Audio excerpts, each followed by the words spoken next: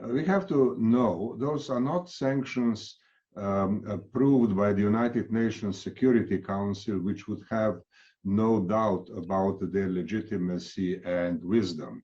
I mean, these are very, I should say, experimental sanctions. They are dealing with uncharted terrain. I mean, they are very wide and could create a lot of problems for global economy beyond the reasons why they were imposed.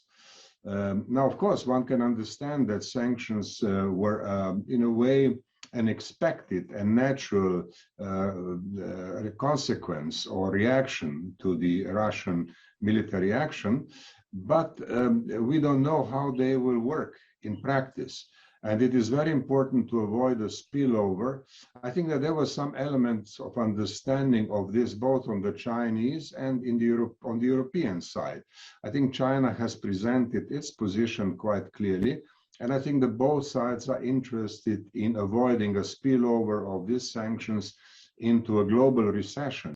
And obviously, we have to make a huge effort now to bring the international developments in the framework which is defined in the Article 2 of the Charter of the United Nations, the basic principles of the United Nations: non-use of force, peaceful settlement of disputes, non-interference in internal affairs of states, and working together with the United Nations. I mean, these are the kind of principles which did not appear as a result of some kind of an academic exercise.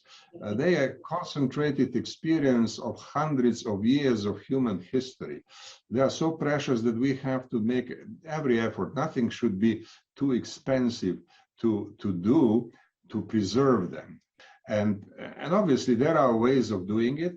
I mean, the dialogue between European Union and China is an instrument of that.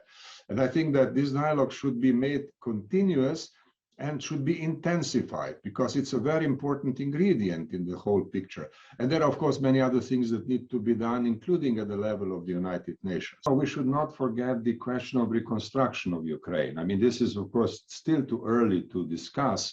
But one has to think about it.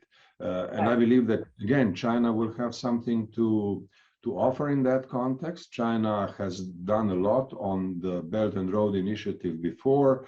Ukraine has already become a very important partner on the Belt and Road landscape and bilaterally.